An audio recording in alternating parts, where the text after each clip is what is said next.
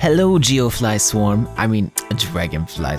Arataki Itto is finally returning to Genshin Impact with a 2.7 rerun banner, and so I thought it was rather appropriate to discuss with you guys everything Itto has to offer, good and bad, as of Genshin Impact 2.7. In this video, we're going to take a look at where Itto stands as a 5-star character in regards to his kit, his synergies, his team comps, and how that all reflects the value of pulling for him if you're not already 100% sold by Max Middleman's voiceover work for him. Which, personally speaking, if Max Middleman can't sell you on Itto, nothing can. Except maybe this video, so let's jump straight onto the rocks by discussing Itto's biggest characteristic, his nicheness. Itto, for better or for worse, is a very niche kind of main DPS because of his inability to interact with reactions the way that other prominent DPS characters can. This means that he has no way of multiplying the damage of his abilities and attacks with reaction damage and must instead rely on his own modifiers as well as his teammates to help him dish out big numbers. Luckily though, Itto has exceptionally high modifiers in his attacks as well as his burst, and because his burst translates up to over 100% of his total defense into attack, Itto, along with the help of a well-off GOROU, can sometimes supply himself with enough damage multipliers to compete with some of the most powerful DPS units in the game. Take for example Hu Tao, who makes great use of Vaporize in order to turn her charged attacks into massive hits of pyro damage. A high investment Itto is theoretically able to compete with and in some instances even outperform Hu Tao because he not only has abnormally high modifiers, but also attacks extremely fast with his Kesagiri slash attacks. By extension, this also makes Itto an arguably stronger pick than Xiao when comparing the two, because somewhat unlike Xiao, Itto's combos and rotations are extremely fast and far easier to pull off overall. And I don't really like comparing two characters in this way for fear of upsetting people, but objectively speaking, Itto has a much higher damage ceiling than Xiao in most situations because of the resources at his disposal, as well as his own very smooth and fast attacks. That is not to say that Itto is without flaws though, especially as a Geo character. Geo is the most isolated element in the game in regards to elemental interactions, which basically means that any team with Itto involved will have a difficult time dealing with shielded enemies such as mages and abyss lectors. Add to that the fact that Itto thrives most prominently in triple and mono Geo comps in which you have 1 or 0 other elements to assist this issue. It can sometimes feel impossible to bring Itto onto certain halves of the Spiral Abyss or certain content of the game where they include shielded enemies. Not to say that you can't, but you'll definitely notice a struggle. The next topic I want to discuss about Itto in 2.7 though is his high investment requirement. And this kind of sounds like a scary statement, but it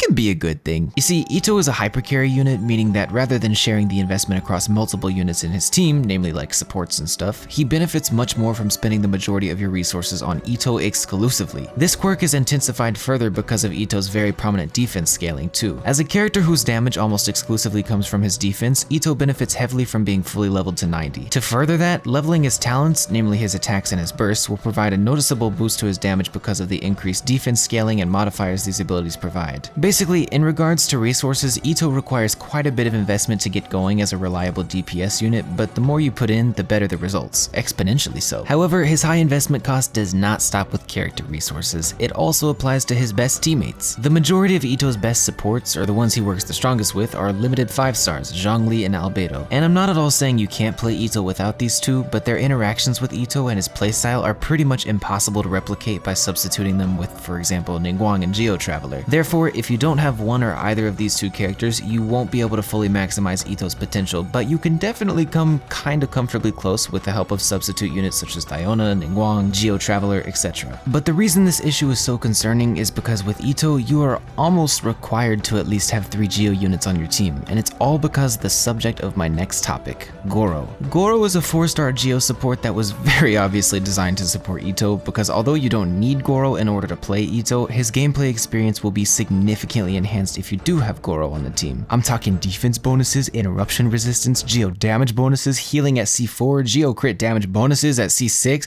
the whole shebang. And all of these support capabilities can only be fully utilized by Itto when GOROU is in a party of at least 3 Geo units, which by extension pretty much forces Itto to run in triple or mono Geo permanently. And if you don't have either Albedo or Zhongli to fill the 3rd and or 4th Geo character slot, you'll have to cope with Ningguang, Noelle, Yunjin, or Geo Traveler. Ningguang and Geo Traveler are actually not bad substitutes because of the utility they can provide to Itto, but Yunjin and Noelle are pretty much useless to Itto. So the main idea with these past few points that I made is that Itto's team building options are quite strict, especially when you add GOROU to the mix, but as long as you have at least Ningguang or Geo Traveler to fill the 3rd Geo character slot, all you'll need after that is a shielder for the 4th slot, which honestly could be Toma, Diona, or anyone with a shield that has high uptime so Itto can make the most of Geo resonance. Regarding GOROU's place in all of this, if you don't have GOROU, I'm like 99% sure that they're just gonna rate him up with Itto's rerun, and honestly any rerun that Itto has, because the difference in gameplay when Itto has GOROU on the team versus when he doesn't is quite significant. So if you don't have GOROU currently, it might be worth holding off on dropping money on Itto until you've at least scored one copy of GOROU, but at the end of the day, that decision is yours to make. I kinda just work here. The last character specific point I want to talk about before we get to the overall pros and cons of Itto is Itto and Yelan. I've seen lots of people talk about Yelan's ability to fit into many different teams, some of which being a Noelle team or an Itto team, and I want to talk about the good and the bad of this combination. Yelan's burst will only attack in tandem with Itto's normal attacks, and the majority of his burst combos involve strings of attacks, like 80% of which are his special Kesagiri charged attacks, and while he definitely does weave in normal attacks, it's not very many. So Yelan's burst is going to miss out on quite a bit of damage simply because with Itto it just won't proc that often. Another really big issue with Yelan is that she obviously isn't a Geo character, and Itto all but requires at least 3 Geo teammates, so if you don't have Zhongli, you're either forced to use Noelle for the Geo Resonant Shield passive, which has a huge 12-second downtime if Noelle herself isn't shortening the cooldown by taking up unnecessary field time, or you have to use another shielder, one from a different element, and in turn sacrifice very important damage buffs that GOROU provides to Itto with his 3 Geo unit passive. Basically, what I mean by all of that is you can only realistically run Yelan with Itto if you have Zhongli. So if you have Zhongli, her burst ramping damage buff lines up quite well with Itto's rotations and will provide him with a nice damage buff, but if you don't have Zhongli, pairing Yelan with Itto would be much more of a hindrance than a whatever the opposite of hindrance is. So, with that all said, let's talk about my overall pro and con opinions regarding where Itto stands as of 2.7 and whether or not he's worth pulling for you. Itto is a very high investment character. You need lots of specific supports, your build options are limited, and in order to get the Ushi steam engine rolling for Itto himself, you have to dump a lot of resources into himself and his talents. The upside to that is the more time and effort you put into Itto and his team, the more value that you're going to receive in return at an exponential rate. He becomes extremely strong at high investment. And it's also worth noting that while he does require this high investment, it's not too difficult to do so, as he has access to the free-to-play White Blind Claymore, and once you get your hands on at least one copy of GOROU, you can kinda just cope your way through respectably. Itto himself, while he may claim to be undefeated, is defeated by his element. Being a Geo character means that Itto will never be able to reach the damage ceiling that DPS units such as Ayaka or Ganyu or Hu Tao can reach. But that really isn't something you should have to worry about unless you're a whale though, because Itto's metaphorical damage ceiling can't even be hit unless you spend a lot of money on weapon refinements and constellations for him and his supports. And the same goes for the elementally inclined DPS units as well. At the average player's money spending and resource investing rates, these damage ceiling comparisons aren't really applicable to us. My final pro and con is that Itto is a very greedy on-field hypercarry DPS, as his full rotations require him to be on field for upwards of 15 seconds with very little downtime between.